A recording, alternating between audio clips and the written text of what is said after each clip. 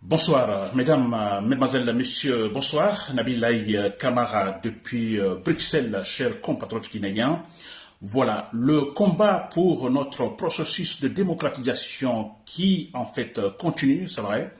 Alors, comme je l'ai toujours dit, en fait, c'est le moment à jamais. Le moment, effectivement, à se battre pour ce processus, donc entamé depuis 1984 avec l'ancien Conté. Ce processus entamé, je dis bien, depuis 1984 avec l'ancien Conté, alors nous ne pouvons pas accepter que ce processus donc soit stoppé. On ne doit pas accepter parce que c'est avec ce processus-là démocratique que nous pouvons en fait développer la Guinée. Non seulement développer la Guinée, mais unir les Guinéens. Je vais toujours répéter ça tout de suite dans mon direct. Seule la démocratie est capable de gérer en fait une société multiculturelle. N'est-ce pas? Une société, je dirais, beaucoup polarisée ethniquement. Seule la démocratie. Alors, c'est inacceptable, chers compatriotes guinéens, choquons-nous, n'acceptons pas que des vauriens, des barbares, des illettrés arrivent au pouvoir pour stopper, vous comprenez, ce processus démocratique historique, chers compatriotes guinéens. N'est-ce pas? Très bien. Alors, j'ai mon thème d'information pour cet après-midi, effectivement.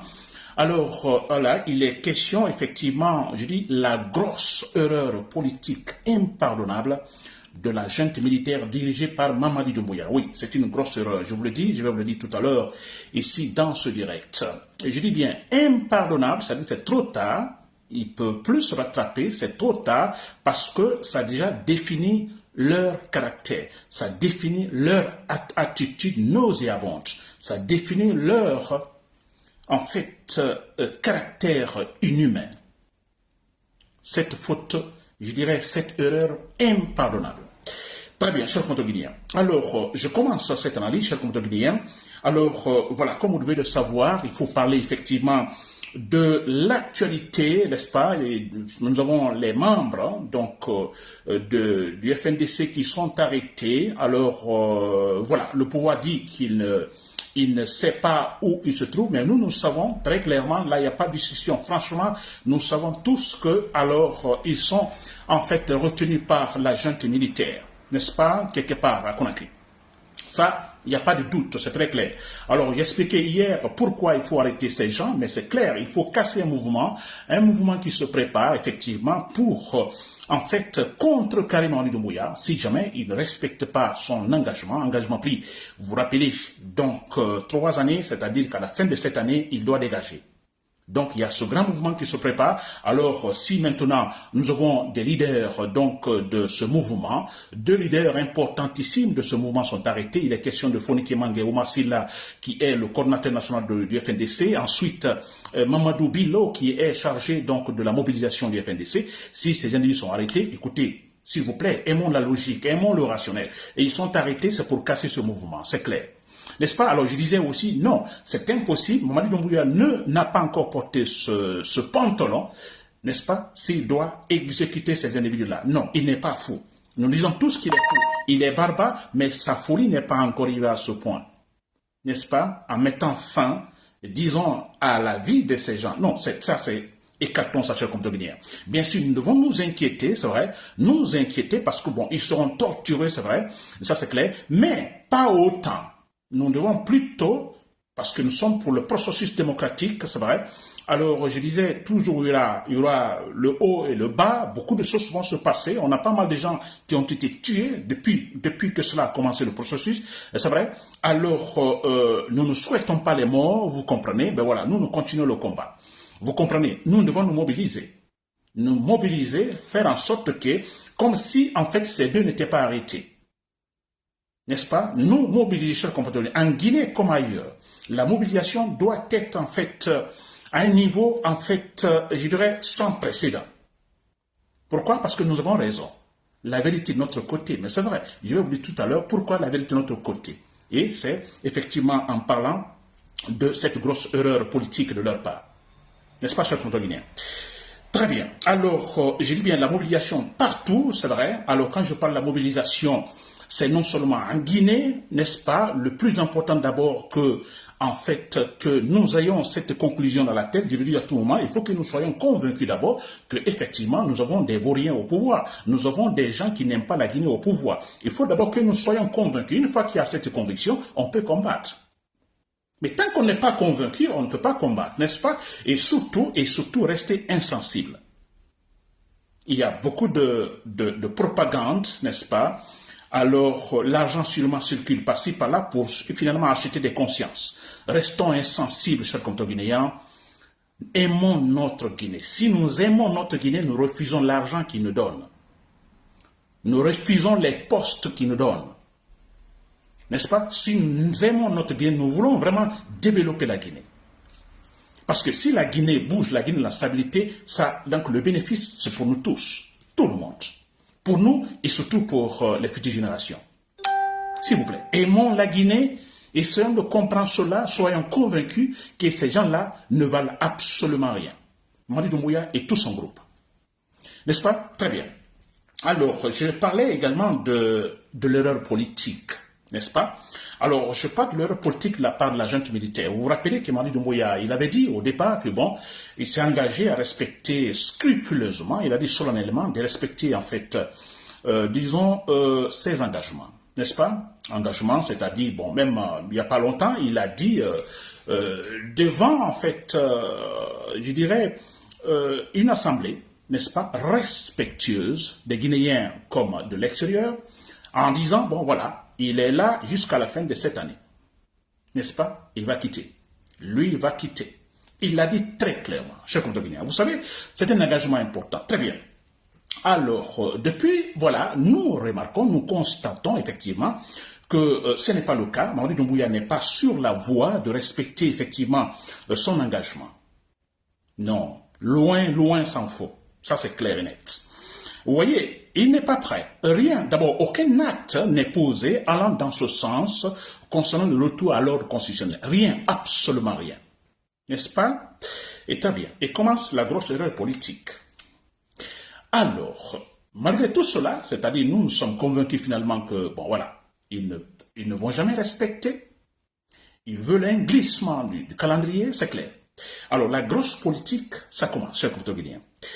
Alors, on entend par-ci, par-là, de la part des personnalités d'ailleurs, des grandes personnalités du pouvoir, de la junte militaire, du gouvernement de la junte militaire, on entend par exemple le Premier ministre Baouri qui le dit, et d'ailleurs à l'extérieur, c'était pendant une interview, qui parle, qui dit, bon écoutez, répondant aux questions des journalistes sur le calendrier effectivement de la transition, le retour à l'ordre constitutionnel, Baouri disait, bon écoutez, alors, je ne pense pas que cela soit possible, en fait, les élections cette année, ou bien que la fin de la transition cette année. Je pense que non, parce qu'il y a des éléments sur le terrain, beaucoup de choses se sont passées, alors voilà, ça conditionne, ça détermine certaines situations, donc voilà, il dit, je pense que non.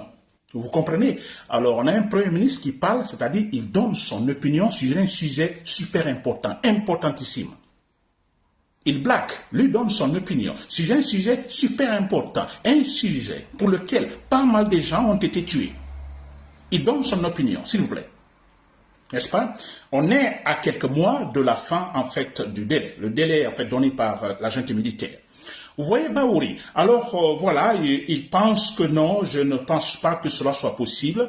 Et il va jusqu'à dire ce qui est quand même possible. Il y aura quand même un référendum à propos, disons, de la Constitution. Vous voyez ça? Voilà, ça c'est Baouri. Il donne son opinion, s'il vous plaît. Il donne une opinion. Opinion, c'est-à-dire sur le glissement, c'est-à-dire qu'ils ne seront pas capables, disons, de respecter ce qui a été dit. Donc, il faut un glissement de là, en fait, du calendrier. Il donne son opinion, s'il vous plaît. Excusez-moi. Il donne son opinion. Très bien. Et on entend de l'autre côté, c'est Ousmane Gawal Diallo qui parle. Lui aussi, c'est un ministre. Toujours sur le même sujet, qui, en fait, lui, dit, bon, écoutez, parlant du respect du calendrier de la transition, Ousmane Gawal Diallo, il est clair, il n'y a pas longtemps, lui dit, bon, écoutez, c'est comme si c'était, en fait, ce qu'il disait, c'était un principe démocratique, hein, vous comprenez, qui est là, constant. C'est comme si, voilà. Alors, il dit carrément, bon, écoutez, c'est comme pour dire, mais qui vous a dit que, disons, la transition, qui vous a dit que la transition, sans fonction, disons, excusez-moi, je ne sais pas si vous me suivez, vous m'entendez, je crois. Oui, je crois, oui, voilà. Alors, il dit, bon, écoutez, qui vous a dit, comme pour vous dire, qui vous a dit que la transition, c'est en fonction, il y a un délai pour une transition. Non, il dit non, la transition, c'est en fonction des actes posés sur le terrain. N'est-ce pas? C'est en fonction des actes posés sur le terrain. Très bien. Alors là aussi, on peut tout simplement dire, parce que ce qu'il dit c'est faux, Ousmane Gawal Diallo, c'est faux, je ne sais pas où il a tiré cette théorie, ce n'est pas vrai. Une transition, il y a toujours un délai pour une transition. N'est-ce pas? Il y a un délai. N'est-ce pas? De toute façon, vous ne pouvez pas dire, bon, nous nous engageons pour respecter tel délai jusqu'à tel moment, et puis vous ne faites absolument rien. N'est-ce pas? Pourquoi ils ont dit jusqu'à la fin de cette année? N'est-ce pas? Ils ont daté la situation. N'est-ce pas? Pourquoi ils l'ont daté? N'est-ce pas? Parce que la transition, c'est en fonction effectivement du temps. Toute transition doit être définie dans le temps, précisée dans le temps. Ça, c'est clair. Un temps raisonnable, c'est clair. Alors, là aussi, Ousmane Gawal Diallo, il donne son opinion. C'est une opinion, parce que la théorie est fausse. Vous voyez ça? Alors, on a aussi, sur un sujet, Ousmane Gawal Diallo se prononce sur un sujet super important, un sujet pour lequel beaucoup de Guinéens ont été tués et continuent à souffrir. On a Fonike Mange et Mamadou Bilo, c'est membres du FNDC, qui sont maintenant, en fait, retenus quelque part, donc subissant des tortures. N'est-ce pas? Alors, il y a un autre ministre qui a parlé, je ne me rappelle pas son nom, mais qui a dit, il est ministre aussi, il a dit, mais lui d'ailleurs, en fait, il demande le pardon. Il dit, s'il vous plaît, acceptez le glissement de la transition pour que Mamadou Doumbouya puisse finalement, en fait, faire ce qu'il faut. Lui, c'est-à-dire, c'est une demande, en fait. Vous voyez ça? Là aussi, c'est une opinion. N'est-ce pas? C'est une opinion sur des sujets super importants. Vous comprenez, cher compteur guinéen? Je dis bien, sujet très important, retenez ce point, sujet très important, s'il vous plaît. Il est question de la transition, il est question de la fin de la transition, il est question d'une transition qui devait rationaliser les institutions de la République. Ils n'ont absolument rien fait, aucun acte posé. Ils ont parlé des 10 points du chronogramme, rien n'a été fait. N'est-ce pas? Et maintenant, on va finalement atteindre ce délai, le délai va arriver, il donne des opinions. Vous savez où se trouve la grosse erreur de la junte militaire? C'est l'incapacité, effectivement, à agir officiellement. Au lieu de donner des opinions, Baouli donne des opinions, Ousmane Gawal Diallo donne opinion, des ministres donnent opinion, même Mamadi Doumbouya donne des opinions. C'est une grosse erreur, s'il vous plaît. Vous savez pourquoi cette grosse erreur? C'est la grosse peur. Ils ont peur. Ils ne sont pas sérieux. Ils sont des malhonnêtes. Dis donc, même si vous devez mentir, un voleur, il faut savoir voler. Un menteur, il faut savoir mentir. Ceux qui sont des menteurs, ils ne savent même pas mentir. Sinon, la grosse erreur, je dis bien, c'est une grosse erreur politique, c'est-à-dire, il faut être sûr de soi. Nous savons tous que vous mentez. Nous savons tous que vous êtes des malhonnêtes. Et même vous-même, vous le savez que vous êtes malhonnête. Vous le savez vous-même. Alors, mais allez-y. N'est-ce pas? Faites un décret disant que, bon, écoutez, la transition ne peut pas finir cette année. Cette année, il n'y aura pas des élections. Voilà, nous repoussons un décret. Donc, dit cette fois-ci officiellement et non des opinions. Ils sont incapables de le faire parce qu'ils ont peur. Et ça prouve qu'ils sont des malhonnêtes. C'est une erreur politique impardonnable. Je dis bien, le sujet est très important. Comme c'est très important, alors ils veulent repousser, ils veulent un glissement, alors mais qu'ils fassent un décret. Ou que pendant un conseil des ministres, que la décision soit prise, bon voilà, à cause de telle ou telle situation, nous ne pouvons pas mettre fin à la transition cette année, ou nous ne pouvons pas organiser des élections. Ils ne peuvent pas le faire. Ils sont des malhonnêtes, des lâches. Ils ne sont pas capables de prendre ces décisions, s'il vous plaît. Vous savez, ils ne peuvent pas.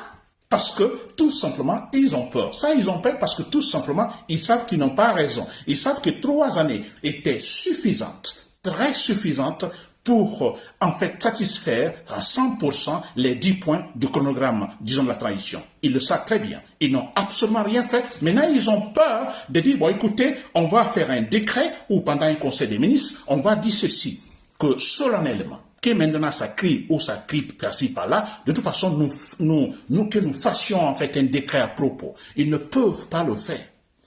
Ils donnent des opinions. Le Premier ministre donne des opinions, les ministres donnent des opinions par-ci, par-là, sur un sujet capital, s'il vous plaît. Vous comprenez? La grosse erreur politique. Ils ne peuvent pas le faire. Moi, je préfère cela. Vous voyez au Mali. Vous voyez au Mali avec le président malien, un autre, je dirais, qui se trompe là. Mais quand même, vous voyez, et là, dit, bon, ils ont fait un décret tout de suite. Bon, voilà, la transition, je crois encore 5 années. Voilà, il le dit. Que ça crie ou ça manifeste par-ci, et ils ont pris une décision. Ils n'ont pas raison, ces gens-là. Absolument rien. Je sais qu'il va mal finir, même au Mali. Il va mal finir aussi. Mais quand même, ils ont ce courage de dire, bon, écoutez, non, nous sommes là encore 5 années. Mamadi Doumbouya n'est pas capable de le faire. Ils ne peuvent pas le faire.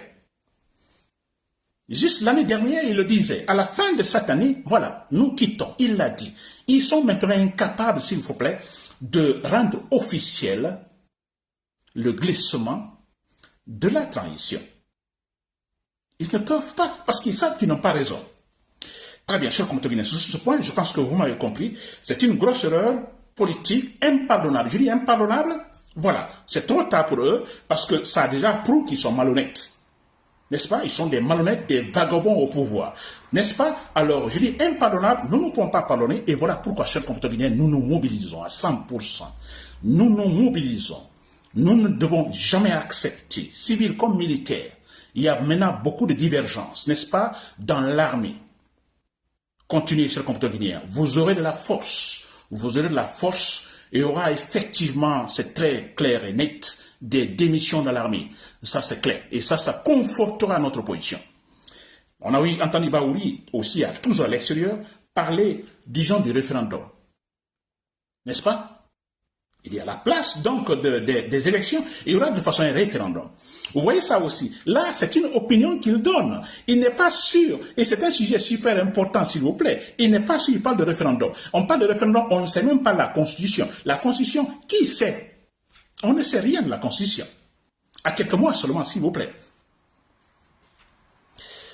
N'est-ce pas, chers compatriotes? Alors, vous l'avez compris, nous aurons affaire donc aux vauriens, aux gens qui ne vont jamais, je dis bien jamais, satisfaire les Guinéens. Ils sont là uniquement, Mamadi Doumbouya, pour satisfaire ses désirs personnels. Et là, il est prêt à faire tout, à mélanger les ethnies, etc. etc. Baouri, Ousmane Gawal Diallo sont dans le gouvernement, c'est pour pouvoir maîtriser en fait le Fouta. Parce que, je le dis, la géopolitique, c'est très clair. Maîtriser le Fouta, c'est ça. Maîtriser l'UFDG, ils sont là pour ça, ils jouent ce rôle-là. Donc, Mamadi Doumbouya est prêt à faire tout pour ça, pour pouvoir se maintenir au pouvoir. Chers compatriotes, pour terminer, je dois toujours répéter ce point dans tous mes directs, n'est-ce pas, concernant la démocratie. Et là, si Sarandaraba m'écoute, Sarandaraba qui est, je crois, une conseillère de Mamadi Doumbouya, elle est dans les coulisses là-bas de Mamadi Doumbouya, qui donne des mauvaises idées à Mamadi Doumbouya. Parce que Mamadi Doumbouya, nous savons que le monsieur ne sait absolument rien, n'est-ce pas? Alors, je ne dis pas que Sarandaraba connaît quelque chose, non. C'est Sarandaraba, écoutez, je ne sais pas comment je peux qualifier les gens, une intellectuelle qui ne sait pas réfléchir. Alors, elle n'est pas intellectuelle, Sarandaraba, n'est-ce pas? Alors, une intellectuelle qui dit qu'autant de sécurité, c'est beaucoup mieux que maintenant. Alors, que la politique, autant de sécurité est beaucoup mieux que la démocratie. Alors, c'est une force intellectuelle. N'est-ce pas? D'abord, c'est une ethnocentriste. Les gens qui veulent le pouvoir malinqué, les gens qui veulent la Haute-Guinée, autant de fois, donc en Guinée au pouvoir. C'est clair et net. Vous n'aimez pas entendre, mais c'est ça la vérité, chers compatriotes. Très bien. Alors moi, je me dis que Sarandaraba, elle se trompe quand elle dit que, bon, écoutez, autant de Sékou Touré, alors la politique, voilà, les Guinéens étaient unis. Que les Guinéens étaient unis, s'il vous plaît. C'est un mensonge. Les Guinéens n'étaient pas unis. N'est-ce pas? On avait peur, les Guinéens avaient peur. Combien de gens étaient en prison? N'est-ce pas? Combien de gens vous donnent une opinion politique contraire à celle donc du pouvoir révolutionnaire, mais vous êtes en prison, vous êtes comme Baro, vous êtes tué. Comment les Guinéens étaient réunis? Et comment les Guinéens étaient réunis? Si on a, par exemple, en Moyenne-Guinée, ils étaient persécutés. Les gens étaient persécutés. N'est-ce pas? La Guinée était unie, mais c'est pas vrai. Ce n'est pas vrai. On avait un petit groupe au pouvoir qui profitait, qui avait tout le privilège. Vous voyez, il se rendra pas en disant, bon écoutez, il y avait des fabriques à gauche, à droite, il y avait des compagnies aériennes et tout ça. Mais disons, nous savons tous que les compagnies aériennes, c'était par exemple des dons par-ci, par-là, n'est-ce pas? Parler du peuple, mais c'était des dons des Chinois. Tout était des dons, s'il vous plaît. Tout des dons, avec tant de propagande. N'est-ce pas? Alors, Sarandraban accuse la démocratie depuis que Lansana Conté est arrivé, alors qui a ouvert la Guinée à ce libéralisme politique et économique, et depuis, voilà, nous ne sommes pas unis. Mais c'est normal qu'on ne peut pas être... Il va y avoir effectivement des problèmes communautaires, c'est normal, parce qu'on n'exécute pas les principes de la démocratie comme il le faut, mais c'est vrai.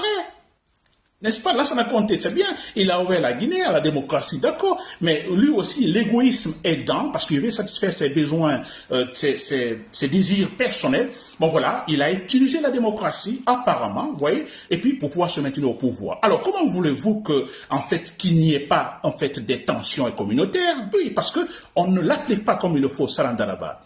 N'est-ce pas? Non, ça n'a jamais été appliqué comme il le faut. Alpha Condé est venu. C'est normal qu'il y ait des tensions communautaires parce que c'est pas appliquer la démocratie comme il le faut. N'est-ce pas? Mais c'est clair. Et aujourd'hui, Mamadou Doumbouya a dit, bon, écoutez, on veut le retour à cette doctrine séculariste. C'est vrai, mais c'est quand même incroyable à faire pleurer. C'est pas vrai. La démocratie, c'est la meilleure forme, je dis bien, pour pouvoir diriger, organiser une société multiculturelle. Une société très polarisée ethniquement. Seule la démocratie. Seule la démocratie, je vous le dis. Regardez les grands pays. Prenez les grands pays. J'ai pris l'exemple en Guinée, mais plutôt au Nigeria. N'est-ce pas? Multiculturel, polarisé ethniquement. Je dis même sauvagement polarisé. Mais écoutez, la démocratie est arrivée à sauver en fait la société nigériane. Mais c'est vrai, parce que dans la démocratie, on dit, écoutez, il faut s'asseoir autour de la table, il faut négocier, il faut parler, il faut considérer toutes les parties, mais c'est cela. Et quand vous êtes considéré, vous êtes considéré au même niveau, vous qui êtes minoritaire, mais vous êtes considéré au même niveau que celui qui a la majorité, ou l'ethnie majoritaire, mais écoutez, mais ça va, vous êtes satisfait. Il n'y a plus de confusion. Et les accords sont là. Et seule la démocratie peut le faire. Prenez d'autres pays, plein, partout. Aux États-Unis, c'est des grands pays multiculturels. Vous prenez le Brésil. Le Brésil, c'est un pays multiculturel, polarisé. Mais la démocratie seule est arrivée à unir les Brésiliens autour d'un fondement principal, c'est-à-dire la loi. N'est-ce pas? En Guinée, c'est cela. Et pourtant, la Guinée, d'ailleurs, c'est plus simple. C'est tellement simple parce qu'en Guinée, alors quand je parle de la polarisation ethnique, vous voyez, ces tensions, je dirais, c'est au niveau du pouvoir qui crée ce conflit politique ethnique, vous voyez, qui utilise les ethnies. Sinon, dans la réalité, entre Malinké, Soussou, Peul, Guerzé, quoi, mais nous causons, nous communiquons, n'est-ce pas?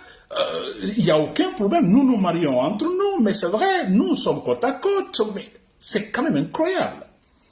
Parlant des religions, mais écoutez, entre chrétiens et musulmans, en Guinée, c'est une exception, il n'y a aucun problème. Moi, quand je dis aux gens ici, certains me demandent, Nabi, vous êtes musulman? Oui, et chez vous, il y a des chrétiens? Je dis oui, mais je vous dis, il y a chrétiens et musulmans, mais je dis, nous, on n'a pas ce problème-là de conflit, disons, interreligieux. Non, il n'y en a pas.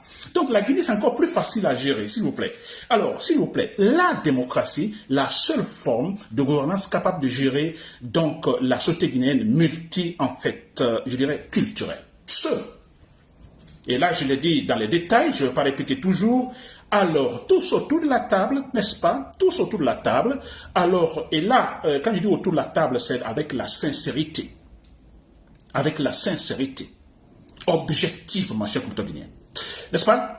Très bien. Pour terminer, je dis bien, en ce qui concerne cette mobilisation, ce combat que nous menons contre Mamadou Doumbouya, il n'y a pas de pitié. J'ai tous vu, il n'y a pas de pitié. J'ai choisi des réactions de terreur, comme Mamadou Doumbouya a choisi des réactions de terreur, c'est-à-dire l'argumentation de la force. Nous aussi, nous agissons ainsi.